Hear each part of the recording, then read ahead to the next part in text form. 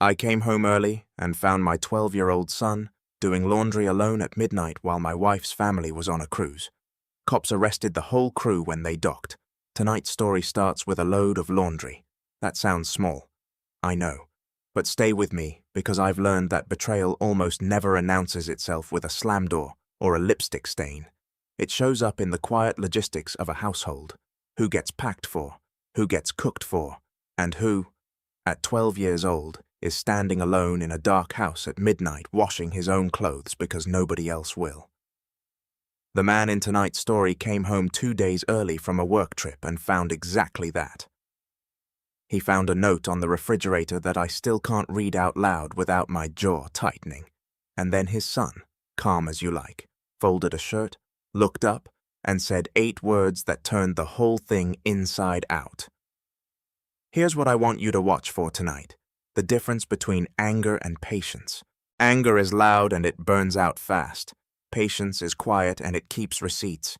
This father had 5 days while the people who hurt his boy were out at sea, unreachable, sipping drinks they didn't pay for. 5 days is a long time in the hands of the right man. This is his story. Dalton Creel could tell you whether a signature was real from across a table, and he could usually tell you what a person was worth, not in dollars, in character, inside of 10 minutes. It was the family joke back when his family was whole. His first wife, Celia, used to say he'd been born with an auctioneer's eye and a locksmith's patience, and that the combination made him impossible to buy a surprise gift for. Dalton was a certified estate and fine art appraiser, the man banks and probate courts called when somebody died and left behind a house full of things that might be junk and might be a fortune. He'd grown up watching his mother clean those same kinds of houses in the wealthy end of the county, a single mum with 2 jobs and a rule she repeated like a prayer. We don't take what isn't ours, baby, because a thing you steal never stops belonging to somebody else. Dalton built a career on that rule. Provenance, he liked to say, is just a story you can prove. He'd testified in courtrooms, court-forged Otaban prints and faked Civil War letters, and earned a quiet reputation across the state of Maryland. If Creel signs off on it, it's real. Celia was the other half of that life. They'd met at a flea market in Austria, the little brick harbor town where Dalton still lived, when she outbid him on a box of broken pocket watches, and then seeing his face, offered to split it. She restored old jewelry at a bench by the window of their house on Tillman Street, and when their son, Rory, was born, she hung a tiny brass compass over his crib and told him it would always point home. Rory came out quiet and precise, a kid who lined his crayons up by height, who took apart the toaster at 7 and put it back together better. He was 9 when Celia got sick, and 10 when she died, and in the last week of her life. She pressed her cameo locket, the one her own grandmother had carried through Ellis Island, into Dalton's hand and said, "This is Rory's someday. Tell him it points home." 2. After the funeral, the locket went into Celia's jewelry box on the dresser. 6 months later, it was gone. Dalton tore the house apart twice. He blamed the movers who'd hauled Celia's workbench to storage, blamed his own grief-fogged head, and finally stopped talking about it, because every mention put a crack in Rory's face that took days to close. That missing locket was the one case the great Dalton Creel never solved. Remember the locket? It matters. He met Anukika Duval 2 years after Celia passed, and looking back, the meeting was so smooth it should have squeaked. She turned up at an estate auction where Dalton was the appraiser of record, mid-30s, polished, funny in the low voice, the kind of woman who remembered your coffee order the second time she saw you. She worked with her mother's company, Duval Estate Liquidations, the biggest estate sale outfit in that corner of Maryland. Her mother, Henrietta Duval, was a fixture in 3 counties, silver-haired church on Sundays, sat on the hospital auxiliary board, hugged widows at funerals, and then handled the sale of everything the dead had left behind. People called her a saint. Henrietta ran her family the way she ran her sales.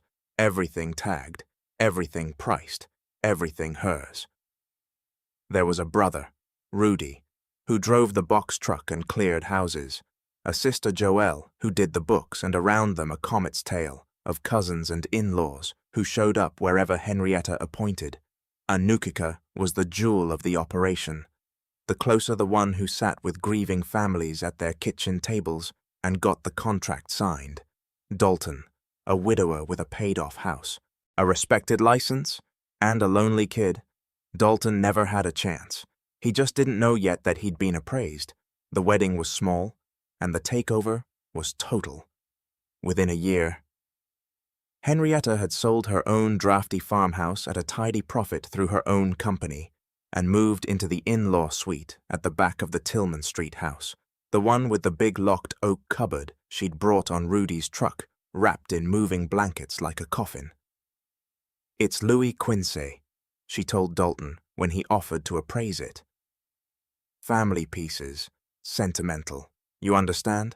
She kept the only key on a ribbon around her neck. Dalton, who had spent his whole life respecting other people's locks, let it be. That was the year the temperature started dropping for Rory. It happened the way frost happens. No single moment. Just one morning you notice the ground is hard. Anukika's warmth toward the boy, so convincing during the courtship, developed a schedule on when Dalton was home, off when he traveled. Rory's drawings came off the refrigerator to make room for cruise brochures. His chair at Sunday dinners migrated toward the end of the table, then to a folding chair, then to a plate left on the counter. Joelle's twins got new bikes in the driveway. Rory got told that 11 was old enough to stop expecting Christmas to be a production. And Henrietta? Henrietta had a way of talking about Rory in the third person while he stood right there. The boy tracks mud. The boy eats like a field hand. The boy is not strictly speaking family, is he? He's the previous administration. Dalton pushed back. And this is where you have to understand how good these people were. Every time he raised it, the scene got flipped before he finished a sentence. Anukika would cry, actual tears, on demand, and say she was trying so hard with a child who wouldn't let her in. And did Dalton have any idea how it felt to compete with a dead woman? Henrietta would lay a soft hand on his arm and murmur that grief makes fathers see monsters where there are only growing pains. They were fluent in a language Dalton was only starting to learn, the grammar of making a decent man doubt his own eyes. And Dalton's work schedule did the rest. His reputation meant contracts up and down the coast, 2 weeks authenticating a collection in Savannah, 10 days on a Museum Day accession in Pittsburgh. He'd call home every night and Annika would hold the phone up so he could hear a household that sounded warm. And Rory learned to say, "I'm fine, Dad," in a voice specifically engineered not to worry anyone. Kids do that. They protect the parent they have left. It's the bravest, saddest thing in the world, and it works, which is the problem. That October, Dalton took a 3-week contract cataloging a shipping magnate's collection outside Charleston, the biggest fee of his year, the job he almost turned down. Anukika practically packed his bags. Her whole family had been humming for weeks about something, conversations that stopped when he entered rooms. Henrietta on the phone with her voice pitched low, Rudy grinning at him across the yard like a man who knows the punchline. Dalton put it down to the Duvals being the Duvals. He kissed Rory's head, told him to hold the fort, and drove south. The job collapsed 19 days in. A dispute between heirs froze the whole estate. Lawyers descended, and the client paid out his contract and sent everyone home.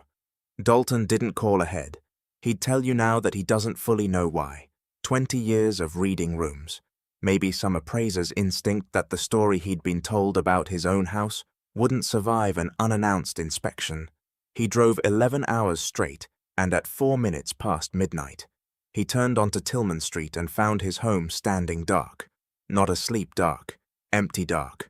No cars, no porch light, and from the basement, one thin blade of yellow under the door, and the sound of the dryer turning, and his 12-year-old son standing at the folding table in the half-light, working through a basket of his own laundry with the focused, unhurried motions of a boy who has done this alone many times before. Rory looked up and the first thing he said, the first thing at midnight in an empty house was, "Dad, don't be mad. I was going to have it all put away before Sunday." Dalton kept his voice level because the boy's face was a seismograph and he refused to let the needle jump. "Where is everyone?" he asked. Rory shrugged with one shoulder, the way he did when a thing was too big to lift with both. "Cruise," he said. "They left Tuesday. It's on the fridge." The note was in Henrietta's handwriting. Dalton knew it instantly. He'd spent a career reading hands, and hers was all confident loops and entitled pressure, the script of a woman who has never once been told no. It was held to the refrigerator by a magnet from Duval Estate liquidations, and it said took the family on a cruise. 5 days Bahamas. My treat. The family earned it. There's money for pizza. The boy isn't invited. He's your mistake, not ours. It was signed with just an H, the way Queens sign things. Dalton read it twice. He was aware of his own heartbeat, of the hum of the refrigerator, of 30 years of his mother's voice saying, "We don't take what isn't ours," and of something older and colder assembling itself behind his ribs.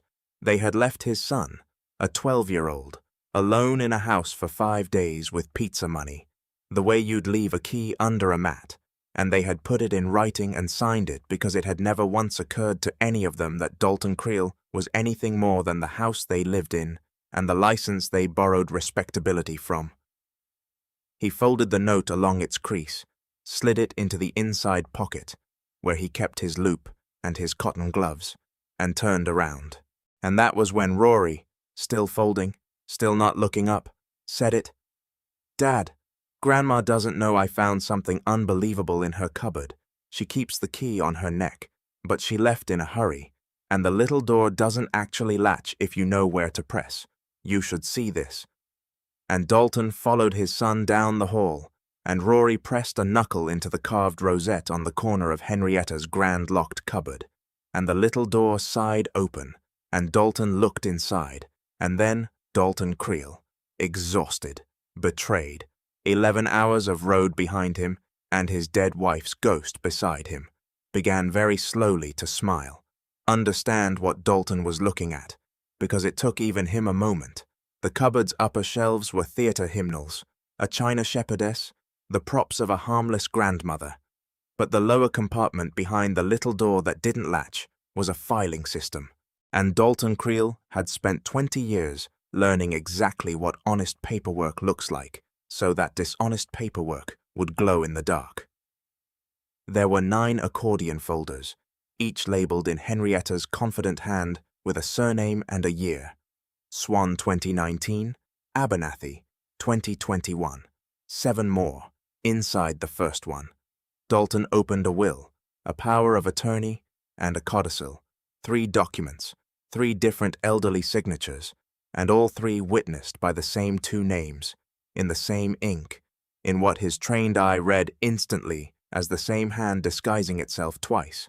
Under the folders sat a cigar box, and in the cigar box were rings, wedding bands, engagement rings, a man's signet, each one tagged with a tiny string tag in Duval Estate liquidations lot, numbering. Each tag matched to a name and a date. Trophies inventoried like stock, because Henrietta Duval had never in her life met a thing she loved that she didn't also price. And their third, from the left-tagged lot, 44C, in the same neat hand, was a cameo locket on a worn gold chain, Celia's locket, the one that had vanished from a dead woman's jewelry box 6 months after her funeral. The one unsolved case of Dalton's career sitting in his mother-in-law's cupboard with a price on it. Rory stood beside him, holding a folded shirt like a shield, and said, "That's Mum's, isn't it? I remembered it from the picture on your desk. That's why I kept looking through the rest. Dad, why does Grandma have Mum's necklace? So, now you know why he smiled. It wasn't a happy smile. Men like Dalton don't get happy at midnight in front of evidence like that." He smiled because the picture finally resolved the way a forged signature resolves under magnification. Every stroke that had felt wrong for 3 years suddenly explaining itself, The courtship that had found him, not the other way around. The company that got first call on half the estates in the county, the saint of 3 counties who hugged widows on Sunday and sold their houses on Monday, and a locket that could only have been taken from inside his own home by someone with a key and a reason to believe a grieving man wouldn't look hard at family. He was not holding a family secret. He was holding an operation, and purely by the grace of a cheap latch and a curious, unloved, magnificent little boy. He was holding it with 5 full days on the clock, while every player in it floated around the Bahamas on a ship called the Coral Sovereign, out of range, out of reach, and absolutely certain they had gotten away with all of it. Dalton put his arm around his son and said the sentence that reorganized both their lives. "Buddy, you didn't do anything wrong, and you're not spending another night in this house alone." Then he took out his phone, photographed the note on the refrigerator where it hung, and started making a list. If you've watched this channel before, you know the moment. Every one of these stories has it. The moment the quiet man stops absorbing and starts documenting. He did not touch the folders that night. That's the first thing to understand about how a professional does this. An amateur grabs the evidence, and 6 months later, a defense attorney turns the amateur into the criminal. Dalton photographed the cupboard exactly as found. Wide shots and detail shots, the way he'd document a disputed estate, and then he pressed the little door back until it sat flush and took Rory upstairs and made them both eggs at 1:00 in the morning and let the boy talk, really talk, for the first time in a year.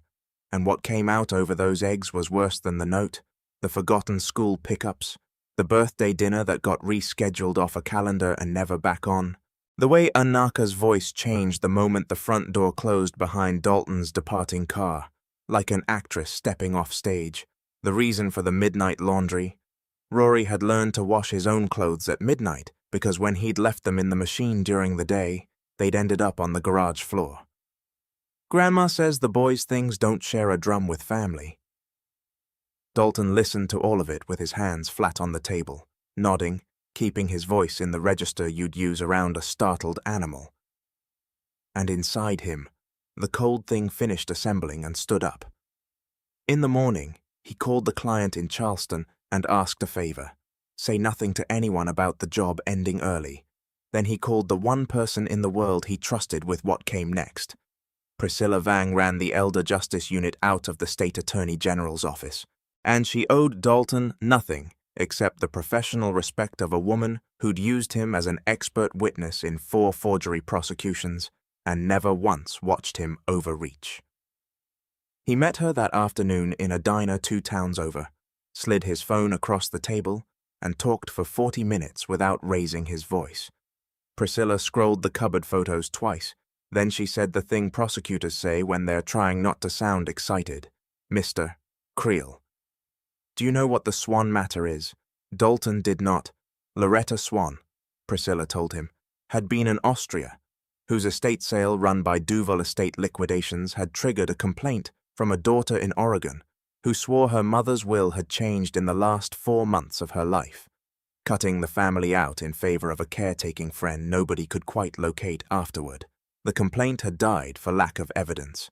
There had been 2 others like it, different counties, different years, same shape, a lonely elder, a late new will, a helpful friend, an estate sale that moved everything to cash fast. Nobody had ever been able to draw the line through the dots, Priscilla said, because the dots were spread across jurisdictions, and the paperwork always held up. Dalton took his phone back and enlarged the witness signatures on the Swan codicil and turned the screen around and gave her the sentence he'd given juries for 20 years. Paperwork holds up until someone who reads pressure and pen lift looks at it, and then it testifies for the other side. By 6:00, Priscilla had a prosecutor on the phone. By 9 the next morning, a judge had signed the warrant, and Dalton Creel unlocked his own front door for an evidence team and pressed the carved rosette himself and stood aside. What they lifted out of that cupboard over the next 2 days redrew the map of 9 families' grief. The folders held originals, the real wills, the ones that predated the forgeries, kept the way blackmailers keep photographs, because Henrietta was too much of a collector to burn even the thing that could hang her. The cigar box gave them lot tags matching sale ledgers Joelle kept in a cloud account, and the ledgers gave them the buyers.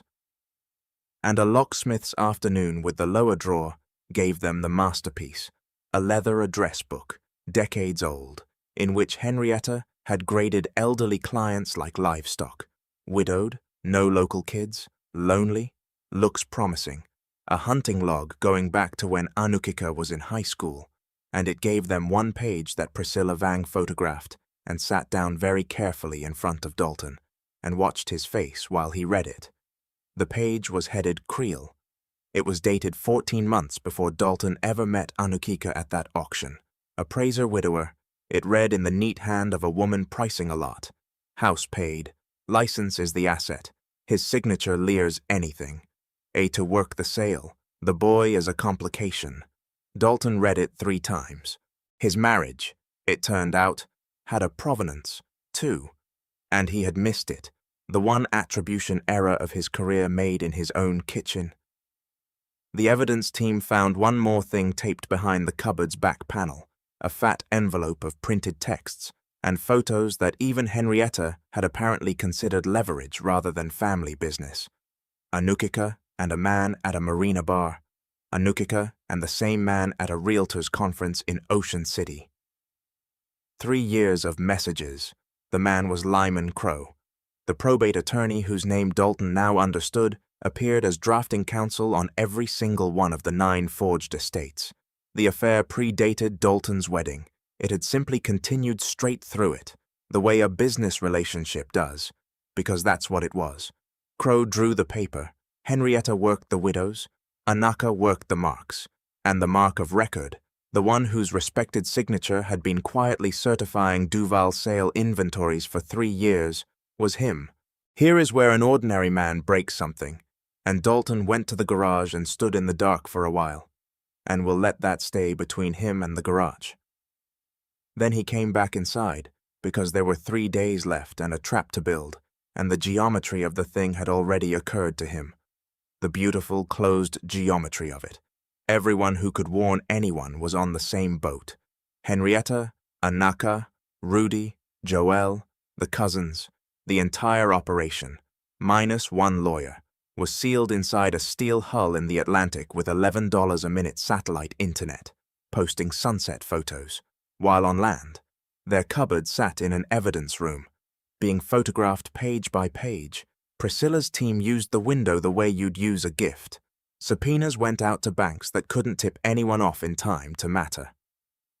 The Oregon daughter of Loretta Swan cried on a video call and overnighted a handwriting sample folder her mother had left.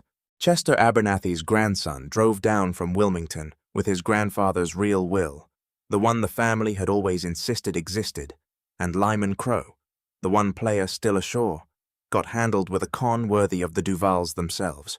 A call from a lawyer friend of Priscilla's dangling a fat fictional estate, elderly seller, out-of-state heirs, needs probate counsel who can move fast. You were recommended by Henrietta Duval. Crow took the meeting in a wired conference room, and inside 40 minutes relaxed and fishing for the hookup fee. He explained his own standard arrangement in the past tense with names in it.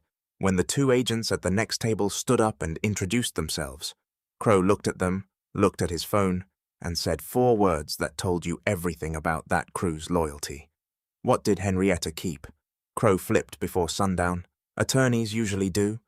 They've read the sentencing guidelines. In exchange for a plea, he gave Priscilla Vang the architecture. 9 estates over 11 years. Roughly $2.4 million moved through sales.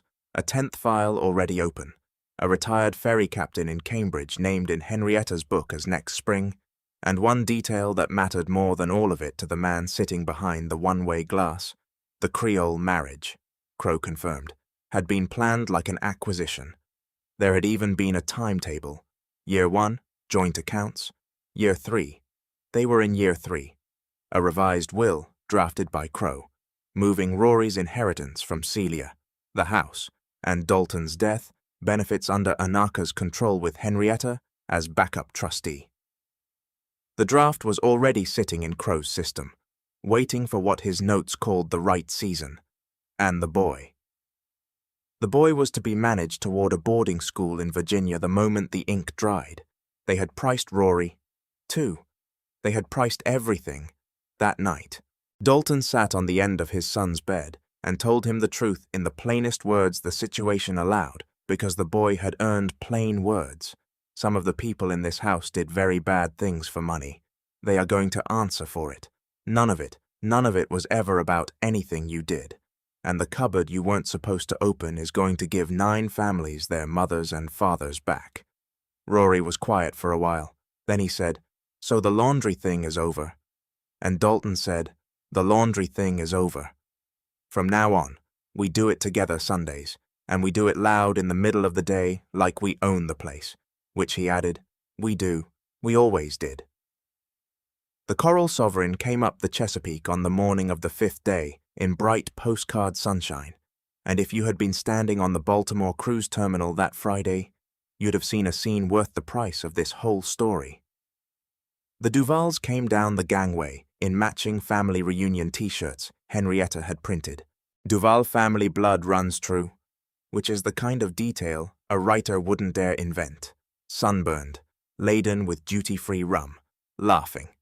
Henrietta was first because Henrietta was always first, and so Henrietta was the first to see the woman in the grey suit holding up credentials flanked by state investigators and 2 Baltimore police officers, and the first to attempt the transformation that had worked on 3 counties for 30 years. The soft face, the church voice officers, there must be some confusion. It worked right up until Priscilla Vang said the words, "Search warrant, Tillman Street, executed Tuesday," and Henrietta Duval's hand went involuntarily in front of witnesses and 4 families filming the gangway with their phones to the ribbon at her neck, to the key of a cupboard 200 m away that was already empty. That gesture ended up in the trial exhibits. The prosecution called it consciousness of guilt. Rory, who watched the arrest footage exactly once years later, called it what it was: Grandma checking on her stuff. Annika was taken at the bottom of the gangway.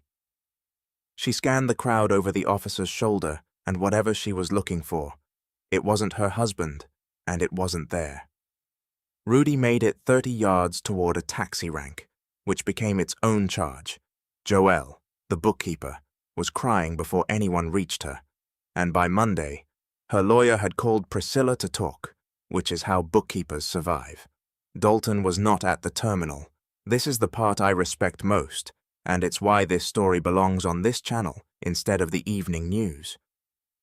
He'd been offered the moment Priscilla herself said most men would want to watch, and he turned it down because that Friday was a school day, and he had promised Rory pancakes and a hardware store run because the 2 of them were rebuilding the latch on a certain little cupboard door for the next family, for a laugh for the principle of the thing. The revenge, the real revenge, was never the gangway. It was what happened over the following year, executed with an appraiser's patience entirely inside the lines. Dalton's testimony, pen pressure, pen lifts, letter forms, the tradecraft of a man who had authenticated ink for 20 years, walked the jury signature by signature through 9 forged instruments, and the state's forensic examiner confirmed every call he made. Henrietta Duval was convicted on 26 counts: forgery, theft by deception, financial exploitation of a vulnerable adult, racketeering. She was sentenced to 22 years, and the judge, in a line the local paper put above the fold, told her she had run a harvest, not a business, and had, quote, mistaken other people's twilight for her own field. Annika took 8 years on a plea, conspiracy, and fraud, and the marriage was annulled, not divorced, annulled, erased, on grounds of fraudulent inducement, a legal category that exists. It turns out, for weddings that were actually acquisitions, Crow was disbarred and did 30 months. Rudy and Joelle drew lesser numbers, and the civil forfeited. The farmhouse profit, the boat, the trucks. Every account Joel had so tidily kept was clawed back into a restitution fund that Priscilla's office distributed to 9 families, plus one retired ferry captain in Cambridge, who got a knock on his door and the strangest good news of his life. "Sir, you were next and you're safe now." And the locket came home. There's a legal process for reclaiming identified stolen property from an evidence inventory. And Dalton followed every step of it and would tell you that filling out that particular form was the single most satisfying paperwork of his career.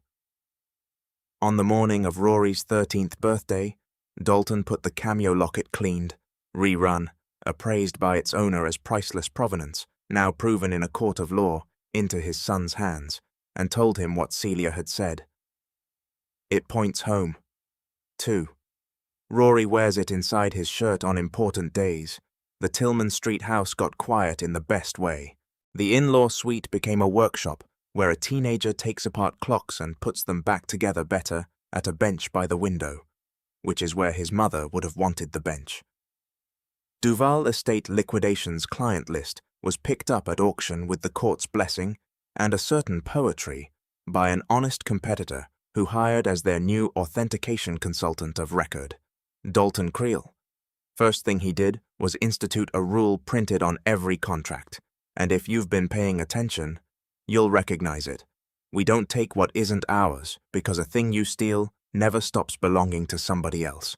And on Sundays, on Tillman Street in the middle of the afternoon, with the basement lights all the way up and the front door unlocked, a father and his son do the laundry together loud like they own the place because they do.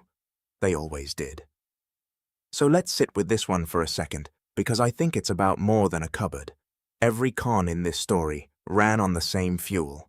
The certainty that decent people don't look. Henrietta hugged widows because she knew grief doesn't audit. Annika married a man because she knew loneliness doesn't ask for provenance. And they left a 12-year-old home alone with a cruel note because they were certain that the man they'd lived off for 3 years would swallow it like he'd swallowed everything else. Here's what they missed and what people like them always miss. Quiet is not the same as blind. Dalton Creel spent 3 years looking like a mark because he loved his family more than he loved being right.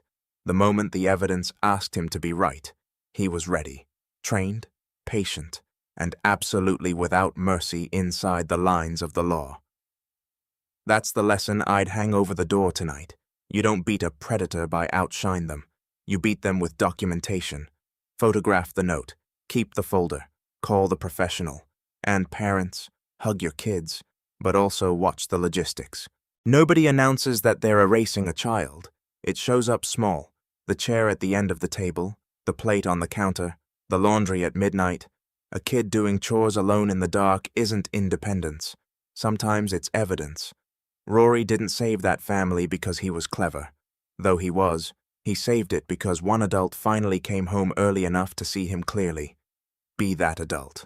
Come home early. Look in the basement. And if this story kept you here to the end, you know what it means to me. I'll have another one waiting. Take care of each other.